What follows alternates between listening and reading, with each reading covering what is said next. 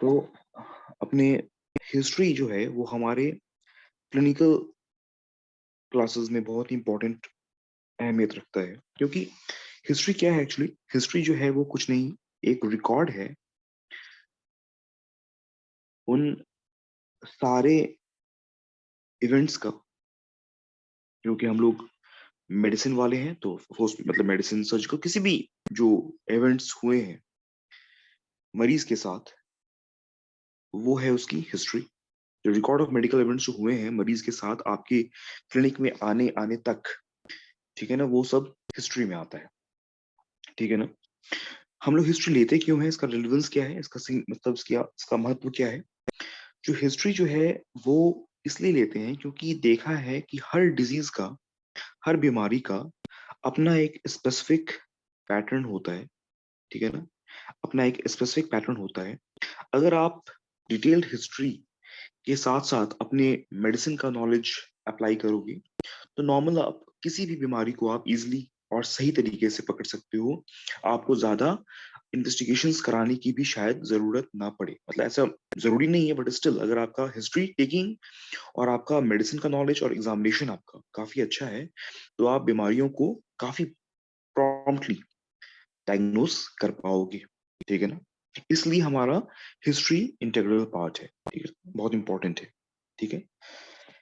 उसके बाद से अब एक प्रॉपर हिस्ट्री, एक गुड हिस्ट्री के क्या क्या कंपोनेंट्स होते हैं। सबसे पहले जैसे हम लोगों ने बात किया कि मरीज आपके पास क्लिनिक में आया, आप उसका क्लिनिकल एग्जामिनेशन करने जा रहे हो। सबसे पहले आप मरीज का एक नॉर्मल बायोडाटा लेते हो, छोटा सा एक ब्रीफ बायोडाटा लेते हो, क्योंकि उसका भी सिग्निफिकेंस है, उस बायोडाटा का भी रेलेवेंस है। आप मरीज का एज पूछते हो। कुछ बीमारियां किसी खास एज में कॉमन होती हैं। फॉर एग्जांपल अगर मिडिल एज का है, 40-50 साल का है, तो उसको ऑफकोर्स हाइपरटेंशन का, डायबिटीज का, इस सब का रिस्क ज्यादा रहेगा। ठीक है ना। कुछ बीमारियां किसी खास जेंडर में होती हैं। फॉर एग्जांपल फीमेल्स में कोई बीमारियां ज्यादा कॉमन होती हैं, जैसे रूमेटॉइड आर्थराइटिस हो गया, वो ज्यादा कॉमन हो गया फीमेल्स में। ठीक है ना। कुछ कुछ बीमारियां मेल्स में ज्यादा कॉमन होती हैं। ठीक है ना। जैसे देखा गया है फॉर एग्जांपल अपना हाइपरटेंशन, सीएडी, ये मेल्स में ज्यादा कॉमन होती है। मतलब अलग अलग जेंडर के हिसाब से भी कुछ बीमारियों का इंसिडेंस चेंज होता है। ठीक है। इसलिए ये सब पूछते हैं। फिर हम पूछते हैं कि मरीज कहाँ रहता है, इसका क्या सिग्निफिकेंस है। फॉर एग्जांपल मान लो कि मरीज ऐसी जगह पे रहता है जहाँ पे अभी बहुत ही बड़ा कारखाना खुला हो, बहुत ही बड़ी कोई माइनिंग इंडस्ट्री खुली हो, तो क्या होगा, उसके डस्ट में, वहां के हवा में जो है वो डस्ट पार्टिकल्स होंगे, सिलिकॉन पार्टिकल्स होंगे, जिसकी वजह से उसको लंग का इन्फेक्शन, लंग की डिजीजेस हो सकती है। तो इसलिए उसका एड्रेस भी मायने रखता है। ठीक है ना। फॉर एग्जाम्पल मान लो कि वो ऐसी जगह पे रहता हो जहाँ पे मलेरिया काफी एंडेमिक है, वो जगह काफी मतलब गंदी, अनहाइजेनिक जगह है, जहाँ पे वो मच्छर वच्छर ज्यादा ज्यादा पनपते हो, तो मतलब उस जगह पे वो इन्फेक्शियस डिजीज ज्यादा कॉमनली मिल रही है, तो इसलिए उसका एड्रेस भी मायने रखता है। ठीक है ना। फिर डिपेंड करता है कि मरीज कैसा काम करता है, उसका ऑक्यूपेशन कैसा है। अब मान लो कोई मरीज जो है वो दिन भर नीचे जमीन पे बैठ के, झुक के दरी सिल रहा है, कारपेट सिल रहा है, तो क्या होगा, ऑफ कोर्स उसका ज्यादा पेन रहेगा, उसके बैक में पेन रहेगा। ठीक है ना। मरीज जो है वो ऐसी जगह पे काम करता है जहाँ पे रोज दिन काफी धुआं उठता है, तो उसको उसको ऑफ कोर्स उसका जो है वो लंग्स, हार्ट। ठीक है ना। मरीज ऐसी जगह पे रहता है जहाँ पे मान लो कि वो बीड़ी फैक्ट्री में काम करता है, बीड़ी बनाने वाली फैक्ट्री में काम करता है, वहां पे काफी ज्यादा निकोटीन रहता है, तो उसकी वजह से क्या होगा, उसके हार्ट पे असर पड़ेगा। मतलब इन सब चीजों का भी असर है उसके बीमारी की प्रोग्रेशन में, बीमारी की हिस्ट्री में। ठीक है। उसके बाद से फिर आप जो है आते हो उस चीज पे जिसके साथ मरीज आपके पास आया है। आप क्या पूछते हो मरीज का, कि भैया तुम्हारी प्रेजेंट इलनेस, तुम जो अभी हमारे पास अभी आए हो, वो क्या परेशानी लेके आए हो, आपकी प्रेजेंट इलनेस जिसके वजह से आपका आना हुआ हमारे क्लिनिक में, हमारे हॉस्पिटल में, वो क्या कंप्लेन है। ठीक है ना। ठीक है ना।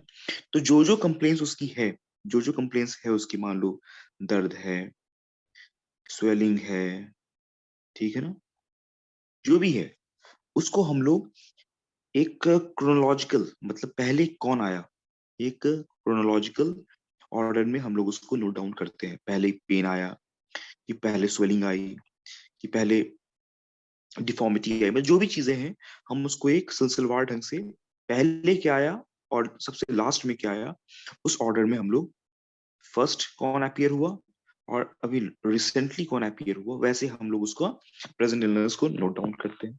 ठीक है ना।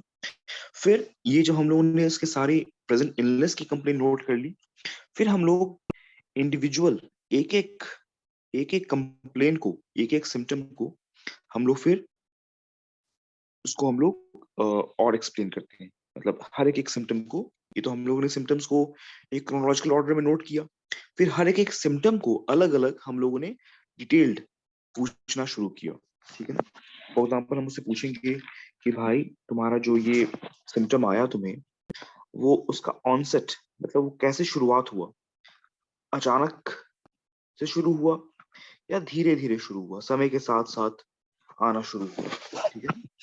समय जो जिस परेशानी में अभी आप आ गए हो, ये परेशानी अचानक से कल शुरू हुई और अचानक से ये परेशानी इतनी बढ़ गई, या परेशानी ये पहले धीरे कम शुरू हुई, धीरे धीरे धीरे धीरे धीरे बिगड़ते बिगड़ते आप अभी इस कंडीशन में आ गए। तो ये आप उससे पूछोगे कि उसका ऑनसेट कैसा रहा। ठीक है ना। उसके बाद से फिर पूछोगे कि ये जो आप जिस सिम्टम के बारे में अभी आप बोल रहे हो, फॉर एग्जाम्पल पेन है, तो उसका ड्यूरेशन क्या है, कब से ऐसा पेन हो रहा है। ठीक है। फिर आप उससे पूछोगे कि इसका प्रोग्रेशन कैसा हुआ था, मतलब ये जो कंप्लेन है आपका वो वो आगे बढ़ता गया, मतलब फॉर एग्जांपल मान लो कि शुरुआत हुआ, शुरुआत होने के बाद ज्यादा बढ़ा या कम हो गया। फॉर एग्जांपल मान लो कि अभी आपका जो पेन था वो पहले ज्यादा था, अभी उससे भी ज्यादा है या पहले से कम है। तो उसका प्रोग्रेशन पूछोगे, प्रोग्रेशन है या रिग्रेशन है, ये चीज पूछोगे आप उसका। ठीक है। फिर पूछोगे कि ये जो सिम्टम है कोई ऐसी चीज है जो इसको बढ़ा देती हो। फॉर एग्जाम्पल अगर मान लो को मरीज को घुटने का दर्द है तो बताएगा हाँ डॉक्टर साहब, जब मैं सीढ़ियों पे चढ़ता हूँ, जब मैं ज्यादा तेज भागता हूँ तो ये मेरा दर्द बढ़ जाता है। बोलेगा मरीज कि भाई मेरी सांसें फूलती हैं सर, जब मैं सीढ़ियों पे चढ़ता हूँ तो मेरी सांसें और फूल जाती हैं, जब मैं तेज बात करता हूँ तो मेरी सांसें और फूल जाती हैं। और वो रिलीविंग फैक्टर है, कोई चीज ऐसी है जिससे आपका सिम्टम सही हो जाता हो। तो बोलेगा हाँ डॉक्टर साहब, जब मैं बैठ जाता हूँ तो मेरा सांस फूलना कम हो जाता है, जब मैं धीमे धीमे बात करता हूँ तो मेरा सांस फूलना बंद हो जाता है। मतलब उसको उस सिम्टम के एग्रीवेटिंग और रिलीविंग फैक्टर्स क्या क्या है। ठीक है ना। और उस कंप्लेन के साथ साथ कोई एसोसिएशन है क्या। जैसे आप उससे पूछोगे कि चलिए आप बताइए कि आपको ये जो पेन हो रहा है, आपके जो ये जो छाती में आपकी दर्द हो रहा है, कभी ऐसा होता है कि इस छाती के दर्द के साथ आपकी धड़कन तेज हो जाती हो ज्यादा। तो बोलेगा हाँ डॉक्टर साहब, ऐसा होता है कि मेरी छाती में भी दर्द होता है और मेरी धड़कन भी बहुत तेज हो जाती है। इसका मतलब आपको लगेगा कि अच्छा इसको कुछ कार्डियक इश्यूज की तरफ ये जा रहा है। मतलब आपको मरीज के सिम्टम के हिसाब से, उसकी कंप्लेन के हिसाब से, उसके एसोसिएटेड कंडीशंस के हिसाब से हमें एक दिशा में बढ़ना शुरू हो जाना होता है अपनी हिस्ट्री के शुरुआती समय में ही। जैसे जैसे आप हिस्ट्री लोगे आपका डायरेक्शन धीरे धीरे एक दिशा की तरफ बढ़ना शुरू हो जाता है। ये तभी हो पाएगा जब थोड़ा सा आपको हिस्ट्री के साथ साथ मेडिसिन का भी नॉलेज रहेगा। ठीक है ना। तो ये बात हुई। उसके बाद जब आपने उसकी प्रेजेंट में होने वाली सारी सिम्टम्स की डिटेल्ड हिस्ट्री ले ली, ठीक है ना, फिर आप उसके पास्ट हिस्ट्री में जाओगे। ठीक है ना। फिर आप उसके पास्ट हिस्ट्री में जाओगे। ठीक है।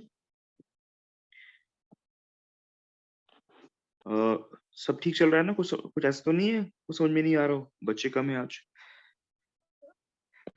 ठीक है, सब समझ में तो जा रहा है जीवेश, सुमित,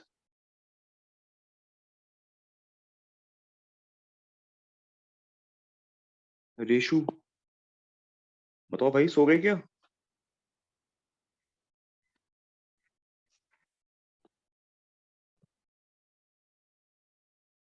ओके ठीक है। चलो। ओके हाँ, ठीक है। चलो। फिर हम लोग जाएंगे उसके पास हिस्ट्री में। ठीक है ना। पुरानी बात हम लोग पूछेंगे। हम लोग सबसे पहले तो ये उससे ये पूछेंगे कि आपको जो पास हिस्ट्री में सबसे इंपॉर्टेंट पहला सवाल होता है हमारा कि देखिए आप जिस परेशानी के साथ अभी आए हो, क्या ऐसी परेशानी पहले भी आपके साथ हुई थी क्या। पहले भी ऐसे कोई सिमिलर कंप्लेन आपकी हुई थी क्या? ठीक है ना? सबसे पहले ये पूछेंगे हम लोग, सबसे पहला पास्ट हिस्ट्री का सवाल, ठीक है ना? उसके बाद से हम लोग धीरे-धीरे शुरू करेंगे और दूसरी बातें कि भाई बचपन में तुम्हें कोई बीमारी हुई थी क्या? ठीक है ना? फॉर एग्ज़ाम्पल मान लो कि वो बता देगा कि हाँ, मेरे को कमर में दर्द हो रही है, मेरे को पहले बचपन में कभी टीबी की हिस्ट्री थी, मेरे को टीबी हुआ था, तो आपका दिमाग में आना चाहिए अच्छा इसको बचपन में टीबी था, तो हो सकता है उस टीबी की वजह से इसके स्पाइन में डिफ़ॉर्मिटी आई हो, स्पाइन में पेन आया हो, तो उसकी वजह से इसको दर्द हुआ हो, ठीक है ना? तो ये पूछा आपने। फिर पूछोगे जो जो भी हमने पूछा ना अभी जो मैंने बोला, क्योंकि अपने इंडिया में ट्यूबरकुलोसिस काफ़ी कॉमन है, तो इसकी वजह से बहुत चीज़ें इफ़ेक्ट हो सकती हैं। मान लो कि मरीज़ जो है वो साँस की दिक्कत के साथ आता है आपके यहाँ। 40 से 50 साल का उम्र का आदमी है, वो बता रहा है कि मेरे को साँस में लेने में परेशानी आती है, मेरा सीना भारी-भारी लगता है। तो आप उससे पूछोगे क्योंकि ट्यूबरकुलोसिस काफ़ी कॉमन है, वर्कर टाइप का आदमी है, ठीक है ना? वो खुद बताएगा कि मैं वर्कर हूँ, मैं एक ऐसी जगह पे रहता हूँ जहाँ पे मैं एक रूम 3-4 लोगों के साथ, 5 लोगों के साथ शेयर करता हूँ। मतलब क्लोज़्ड स्पेस में रहता हूँ और काफ़ी लोगों के साथ अपना रूम शेयर करता हूँ। तो बंद जगह पे ज़्यादा अपना वो एक्सचेंज होता है ना साँसों का, उसकी वज़ह से ट्यूबरकुलोसिस काफ़ी कॉमन हो जाती है। तो इन सब चीज़ों का भी आप हिस्ट्री लोगे, ठीक है ना? और ये सब बातें कैसे पता लगेगी? उस हिस्ट्री से ही कि भाई मैं तभी आपका क्या रिलेवेंट है उसका ऐज 40 से 50 साल का इंसान, उसका ऑक्यूपेशन वर्कर, कहाँ रहता है? तो मैं ऐसी जगह पे रहता हूँ जहाँ पे बंद जगह है, जहाँ पे कम बहुत ज़्यादा लोग रहते हैं, एक ही रूम में, तो उसका एड्रेस। तो इन सब चीज़ों का भी असर पड़ता है उसके बीमारी के ऊपर, ठीक है? फिर आप उसकी डायबिटीज़ की हिस्ट्री पूछोगे, ठीक है ना? फिर आप उसकी बीपी की हिस्ट्री पूछोगे, ठीक है? फिर आप उससे पूछोगे कि भाई तुम्हें पहले कोई हार्ट की तो बीमारी नहीं थी? ठीक है? ये सारी हिस्ट्री आप ज़रूर पूछोगे, ठीक है? क्योंकि डायबिटीज़ का हाइपरटेंशन का बहुत एक डायबिटीज़ और हाइपरटेंशन अनेक बीमारियों को का फैक्टर रहता है, ठीक है ना? अगर डायबिटीज़ हो गया तो किडनी पे भी असर पड़ सकता है। हाइपरटेंशन हुआ तो अपनी किडनी पे, हार्ट पे, सब पे असर पड़ेगा, ठीक है ना? हार्ट डिज़ीज़ है तो ऑफ़ कोर्स पुरानी कोई हार्ट डिज़ीज़ है क्या? अगर हार्ट डिज़ीज़ है तो उससे भी मरीज़ को जो है वो परेशानी आ सकती है उसके साँस लेने में, ठीक है ना? मतलब इन सबों का उसका रेलेवेंस है, ठीक है ना? सर्जरी में आप पूछोगे कि अगर मान लो अगर आप कोई हिस्ट्री सर्जिकल हिस्ट्री ले रहे हो, तो उसके लिए भी पूछोगे क्योंकि अगर आप मान लो किसी मरीज़ को डायबिटीज़ है, आपने सर्जरी से पहले नहीं पूछा, आपने उसकी सर्जरी कर डाली, तो क्या होगा डायबिटिक मरीज़ों का जो घाव होता है, वो जल्दी हील नहीं होता। वो इन्फेक्टेड होने के चांसेस ज़्यादा होते हैं। तो अगर आपके पास पहले से हिस्ट्री होगी, तो आप पहले से प्रिकॉशन लेके चलोगे कि भाई मैं एक डायबिटिक मरीज़ को ऑपरेट करने जा रहा हूँ, तो मुझे इसके शुगर कंट्रोल का ध्यान रखना है post operative, pre operative, intra operative, ठीक है ना? तो ये सब बातें आपने आप उससे पूछोगे कि भाई आपको कभी जॉन्डिस हुआ था क्या? ठीक है ना? जॉन्डिस से क्या है उसके लीवर का आप हिस्ट्री ले पाओगे कि भाई मरीज़ को अगर लीवर डिज़ीज़ कोई जीआईटी प्रॉब्लम के साथ मरीज़ आ रहा है, इसको पहले भी जॉन्डिस हुआ था। इसका मतलब है कि आपके दिमाग में शुरुआत हो जाना चाहिए कि अच्छा इसका पहले से भी हिस्ट्री है। इसका मतलब चांसेस हो सकता है कि इसका लीवर कॉम्प्रोमाइज़ हो। ठीक है ना? तो इन सब चीज़ों से आप उसका हिस्ट्री लेते हो मतलब समझते हो। ठीक है ना? ये तो हो गई थोड़ा फॉर एग्ज़ाम्पल मान लो कि मरीज़ आपका कोई ऑर्थोपेडिक इंजरी के साथ आ रहा है, कोई ऑर्थोपेडिक मतलब लाइक चोट के साथ आ रहा है, तो आप हमेशा उससे पूछोगे कि आपको ऐसी पहले भी चोट कहीं लगी थी क्या? ठीक है ना? ये मतलब ये क्यों पूछते हैं? फॉर एग्ज़ाम्पल मान लो कि मरीज़ जो है वो आपके पास आया और मरीज़ ने आपको अपना हाथ दिखाया। मरीज़ के हाथ में पहले आज से 10 साल पहले कोई फ्रैक्चर हुआ था। मरीज़ ने तब उस फ्रैक्चर के लिए कुछ नहीं किया। उसका हाथ ऐसे ही छोड़ दिया, टेढ़ा उसका हाथ था। वो आराम से उसी हाथ के थ्रू अपना जैसे-तैसे अपना काम कर रहा था। अभी हाल में वो उसी पहले 10 साल पुराने टूटे हुए हाथ पे दोबारा से गिर गया, मामूली सी चोट आई। लेकिन जब आपके पास वो मरीज़ आएगा, अपना हाथ दिखाएगा, तो आप देखोगे अरे! ये क्या? इसको तो इसका तो हाथ टेढ़ा है।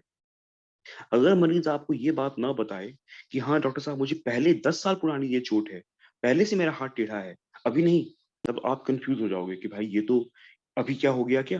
तो इसलिए आप पुरानी पुरानी चोटों के बारे में भी, पुरानी इंजरीज़ के बारे में भी उससे पूछते हो, ठीक है ना? आप उससे पुरानी एक्सीडेंट्स के बारे में पूछते हो। फॉर एग्ज़ाम्पल ये क्यों पूछते हो? मान लो कि मरीज़ जो है वो आपका एक आया सीएनएस मतलब वो बोला कि डॉक्टर साहब मेरे एक तरफ के पूरे अंग में कमज़ोरी है, मेरा दाएँ साइड का पूरा अंग कमज़ोर है, हेमिप्लीजिया है मेरे को। पढ़ा होगा ना सीएनएस में, हेमिप्लीजिया, एक तरफ का पूरा अंग कमजोर है, वीक है। तो आप उससे पूछते हो कि भाई पुराना कभी तुम्हें कोई एक्सीडेंट हुआ है क्या? तो आपको खुद से नहीं बताएगा कि मेरा एक्सीडेंट हुआ है। कुछ लोग बताते हैं, कुछ लोग नहीं बताते। मरीज थोड़े वैसे होते हैं कभी-कभी। तो आप अगर आगे से उनसे पूछोगे कि पहले कभी तुम्हारा एक्सीडेंट हुआ था? तो बोलेगा, हाँ डॉक्टर साहब, मैं 3 साल पहले मेरा रोड ट्रैफिक एक्सीडेंट हुआ था। मेरे दाएँ साइड में काफ़ी चोट आई थी और मेरे दाएँ साइड के सर में मेरा मेरे सिर में चोट आई थी। खून का थक्का जमा था। तब वो सारी बातें बताएगा आपको।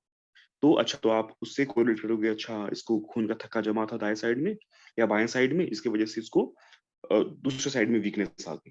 ठीक है ना? तो मतलब इस तरीके से आप उसकी हिस्ट्री लेते हो, पुरानी चोटों की, पुरानी एक्सीडेंट्स की, ठीक है ना? पुराने ऑपरेशंस की हिस्ट्री लेते हो, ठीक है ना? क्यों? कि भाई पहले आपने जो ऑपरेशन करवाया उसमें कोई कॉम्प्लिकेशन आई क्या? किसी दवा से, किसी एनेस्थीसिया के एजेंट से कोई कॉम्प्लिकेशन आई क्या आपको? ये सभी पूछते हो आप उससे, ताकि आपको पता रहे कि अच्छा अगर इसका पहला ऑपरेशन बिना किसी परेशानी के हो गया था, तो चांसेस हैं कि इस बार भी बिना किसी चांसेस के हो जाए। ज़रूरी नहीं है बट स्टिल मतलब इसको किसी नॉर्मली जो हम लोग कॉमनली जो एनेस्थेटिक एजेंट्स इस्तेमाल करते हैं, उससे इसको कोई दिक्कत नहीं आई या सर्जरी के दौरान दवाइयों से इसके हार्ट या लंग्स पे कोई असर नहीं आया। ठीक है? इसका मतलब इसका ऑपरेशन ईज़ी हुआ था, तो चांसेस है कि इस बार भी आपका ऑपरेशन ईज़ी होगा। इसलिए हम ये हिस्ट्री पूछते हैं। ठीक है ना? तो पहले कभी आप हॉस्पिटल में रुके थे क्या? ये सब आप जब आप पूछोगे तो हाँ, डॉक्टर साहब मुझे चोट लग गई थी, जिसकी वज़ह से मुझे हॉस्पिटल में रुकना पड़ा था, मैं बेहोश हो गया। ये सारी बातें वो पूछने पे बताएगा। अगर आप ये उम्मीद रखते हो कि मरीज़ खुद से सारी बातें खुद से बताना शुरू कर दे आपके पास आते ही, तो ये ऐसा हमेशा नहीं होगा। ठीक है ना? तो ये चीज़ हो गई, ये हमारी पास्ट हिस्ट्री हो गई। ठीक है ना? फिर होती है हमारी पर्सनल हिस्ट्री। पर्सनल हिस्ट्री क्यों इम्पोर्टेंट है? कि फॉर एग्ज़ाम्पल मरीज़ जो है, आप उससे पूछोगे कि भाई आपका भूख कैसी रहती है? अगर मान लो आपके पास एक ऐसा मरीज़ आता है, जो बहुत ही लीन एंड थीन हो, बहुत ही कमज़ोर हो, ठीक है ना? तो आप उससे पूछोगे कि भाई आपको भूख लगती है? क्योंकि भूख नहीं लगना, वज़न का कम होना, ये सब किसकी तरफ इशारा करता है? कभी-कभी जो है, ये अपने जीआईटी इश्यूज़ या फिर किसी कैंसर की तरफ इशारा करता है, ठीक है ना? चाहे तो जीआईटी के कोई इश्यूज़ है, इसकी वजह से उसको भूख नहीं लग रही है, वज़न कम हो रहा है या फिर कोई कैंसर का इशारा होता है, बहुत ज़्यादा वेट लॉस होना, बिल्कुल ही भूख ना लगना, ठीक है ना? इसलिए आप उससे ये सब बातें पूछते हो, ठीक है? उसके बाद से आप उसका फूड हैबिट भी पूछते हो कि भाई अभी हाल में कुछ ऐसा तो नहीं है कि आप जो है वो आपका डाइट कुछ चेंज हुआ है? फॉर एग्ज़ाम्पल मान लो कि मरीज़ जो है, वो बताएगा कि हाँ, डॉक्टर साहब, मैंने अभी हाल में मैंने एक फैक्ट्री जॉइन की है, जिस फैक्ट्री में मैं ठीक से खा नहीं पाता। तो इसलिए अगर मान लो मरीज़ आपके पास कंप्लेन लेके आता है कि मैं बहुत ही थका-थका सा रहता हूँ, बहुत ही कमज़ोर रहता हूँ, तो आप उससे उसकी पर्सनल हिस्ट्री पूछोगे कि भाई तुम्हारा खाना-पीना ठीक से चल रहा है? तो बताएगा नहीं डॉक्टर साहब, अभी जब से मैंने एक नई फैक्ट्री जॉइन की है, उसमें मेरा खाने का शेड्यूल बिगड़ चुका है। तो आपका दिमाग में अच्छा ठीक है, ये जो कंप्लेन है फैटिग वाली, ये जो कंप्लेन है वीकनेस वाली, वो उसके खाने के हैबिट के चेंज होने की वजह से हुआ है। इसमें मतलब कोई बड़ी बात नहीं है। तो आप उसके खाने की हैबिट के बारे में उसको एडवाइस करोगे। मतलब ठीक है ना? इन सब चीज़ों से आप उसको समझाने की कोशिश करोगे, ठीक है? फिर आप उससे पूछोगे कि भाई आपका बॉवेल और मिक्टुरेशन ये सब सही जा रहा है? क्यों? क्योंकि मान लो कि अगर आपका जो मरीज़ को कोई पुरानी सीवीए मतलब स्ट्रोक की हिस्ट्री है या कोई कोई रिसेंटली किसी स्पाइनल इंजरी की हिस्ट्री है, ठीक है ना? तो क्या होगा कभी-कभी स्पाइनल इंजरीज़ में अपना बॉवेल यानी स्टूल पास होना, यूरिन पास होना रुक जाता है। जो जो अचानक जो शॉक लगता है उसके वजह से अपना चाहे तो चोट लगी उसके वजह से या कभी-कभी हम लोग अपने स्पाइनल इंजरीज़ में कॉडा इक्विना सिंड्रोम होता है, ठीक है ना? अपने स्पाइनल इंजरीज़ में कॉडा इक्विना सिंड्रोम होता है। अगर ऐसी चोट लगती है मरीज़ को मतलब अगर ये मान लो कि चोट लगे या फिर उसके जो वर्टेब्रा की जो नसें हैं वो दबने लगती हैं, तो मरीज़ जो है उसका यूरिन और स्टूल पास होना डिफ़िकल्ट हो जाता है। ठीक है ना?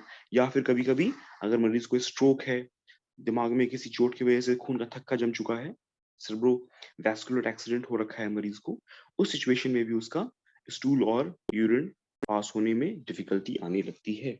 ठीक है ना? फिर आप उससे मरीज़ से पूछोगे कि आपको ठीक से नींद आती है?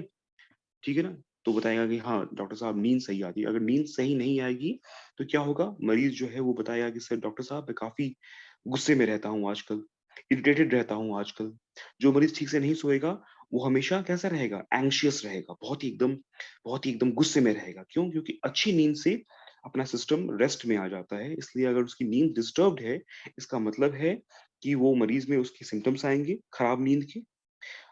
आप उससे पूछोगे कि आपको नींद अच्छी क्यों नहीं आती? कभी ऐसा होता है क्या कि कोई दर्द की वजह से या किसी साँस फूलने की वजह से, क्या रीज़न है कि आपको ठीक से नींद नहीं आती? तो बोलेगा कि हाँ, डॉक्टर साहब जब मैं लेटता हूँ, तो जब मैं जैसे ही मैं लेटता हूँ, अचानक से मेरी साँसें बहुत तेज़ फूलने लगती हैं, जिसकी वजह से मेरी नींद खुल जाती है। इसका मतलब है कि आपको लगना चाहिए अच्छा इसको लेटने के बाद इसकी नींद टूटती है, इसका मतलब हो सकता है कहीं इसको प्लूरल डिफ्यूज़न हो। ठीक है ना? इसको लेटने के बाद बीच रात में इसकी नींद खुल जाती है, इसका मतलब क्या पता कहीं इसको स्लीप एपनिया जैसा हो रहा हो, ठीक है ना? या फिर वो किसी दर्द की वजह से बहुत तेज़ दर्द होती है मेरे को पाँव में, तो क्या पता आपको लगेगा भाई ये क्या पता कहीं ये रेस्टलेस लेग सिंड्रोम हो, मतलब उसकी नींद डिस्टर्ब होना भी हमें इशारा करती है कई सारी बीमारियों की तरफ। तो इसलिए उसकी स्लीप की हिस्ट्री भी लेना बहुत ज़रूरी है, ठीक है ना? फिर आप उससे पूछते हो कि क्या भाई अल्कोहल-वल्कोहल पीते हो क्या? क्यों? क्योंकि अल्कोहल अगर ज़्यादा पिएगा तो उसके लिवर डैमेज के चांसेस ज़्यादा है। स्मोकिंग करते हो क्या? अगर स्मोकिंग ज़्यादा करता है तो उसके कार्डियक हिस्ट्री के चांसेस ज़्यादा है, ठीक है ना? तो मतलब कहने का है कि ये सब जो चीज़ें हैं, वो हमें पॉइंट आउट करती हैं टुवर्ड्स क्या? कि ये हमारी मतलब पर्सनल हिस्ट्री के लिए, ठीक है ना? पर्सनल हिस्ट्री के बाद हमारा क्या है? हमारा उसकी फैमिली की हिस्ट्री, ठीक है ना? फैमिली में कोई बीमारी ऐसी है, ठीक है ना? ये हम क्यों जानना चाहते हैं? कुछ 2-3 ऐसी कंडीशंस हैं जहाँ पे अपनी फैमिली हिस्ट्री काम होती है। फॉर एग्ज़ाम्पल मान लो अगर उस आपको ये लगा कि मरीज़ को हीमोफिलिया है, अपनी हीमोफिलिया अपनी ब्लड की बीमारी है, ठीक है ना? उसमें ठीक से क्लॉट नहीं होता ब्लड, ठीक है ना? या फिर आपको लगा कि डीएमडी, डीएमडी क्या है? एक मस्कुलर डिस्ट्रॉफी होती है, ठीक है ना? ड्यूचेन इसको नाम है, ड्यूचेन मस्कुलर डिस्ट्रॉफी। मरीज़ जो है इसमें क्या होता है, उसके पाँव कमज़ोर हो जाते हैं, ठीक है ना? वो ठीक से चल नहीं पाता, ठीक है ना? इसमें ये जो बीमारियाँ हैं, ये सब कुछ बीमारियाँ आपने पढ़ा होगा अपने बायोलॉजी में, ये सब होती हैं एक्स लिंक्ड रिसेसिव। जो बीमारियाँ अपने एक्स लिंक्ड हमने पढ़ा ना अपने इनहेरिटेंस का, अपनी बीमारियों के जेनेटिक इनहेरिटेंस का अलग-अलग पैटर्न होता है। कुछ बीमारियाँ ऑटोसोमल डोमिनेंट होती हैं, कुछ बीमारियाँ ऑटोसोमल रिसेसिव होती हैं, कुछ बीमारियाँ एक्स लिंक्ड रिसेसिव होती हैं, कुछ बीमारियाँ एक्स लिंक्ड डोमिनेंट होती हैं। ये आपने अपने क्लास 12th में पढ़ा होगा आप लोगों ने, ठीक है ना? बायोलॉजी में। तो ये जो बीमारी होती है, कुछ बीमारियाँ एक्स लिंक्ड रिसेसिव जो होंगी, वो बीमारियाँ मेनली मेल्स में ही काम करेंगी। मतलब मेल्स में ही उसके सिम्पटम्स आएँगे। मतलब मेल्स में ही वो अफ़ेक्टेड जो होंगे अपने वो मेल पॉपुलेशन ही होगा। तो अगर आपको ये अपनी हिस्ट्री से आपका एक दिशा बन गया कि मरीज़ को हेमोफिलिया है शायद या मरीज़ को डीएमडी है, तो आप मरीज़ से पूछोगे कि भाई तुम्हारे भाई को भी ऐसा है क्या? अगर भाई बोलेगा हाँ सर भाई को भी ऐसा है। फिर आप उससे पूछोगे कि आपके जो बहन है, कोई अगर आपकी बहन है, तो बहन के भी बेटे को है क्या? मतलब आपके भांजे को भी है क्या? तो बोले हाँ, भांजे को भी है। फिर आप उससे पूछोगे कि अच्छा आपके जो मौसी का जो बेटा है, उसको भी ऐसा है क्या? मतलब कहने का मतलब है कि जितने भी घर में मेल पॉपुलेशन है, ठीक है ना?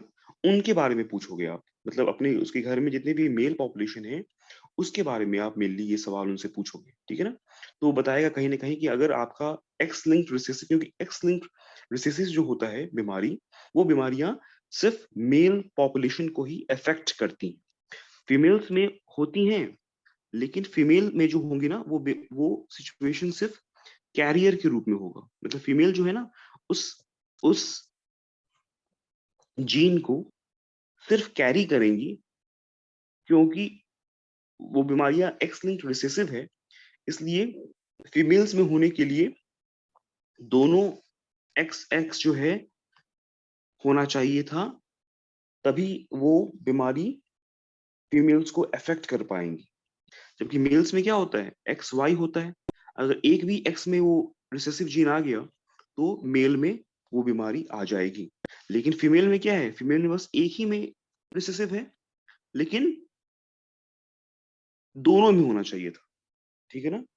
इसलिए फीमेल्स में जो है वो सिर्फ़ कैरियर के रूप में रहती है। फीमेल उसे बस कैरी करती हैं, उनसे अफेक्टेड नहीं होती, ठीक है? लेकिन मेल्स जो हैं वो एक्स लिंक्ड रिसेसिव के द्वारा अफेक्टेड हो जाते हैं, ठीक है?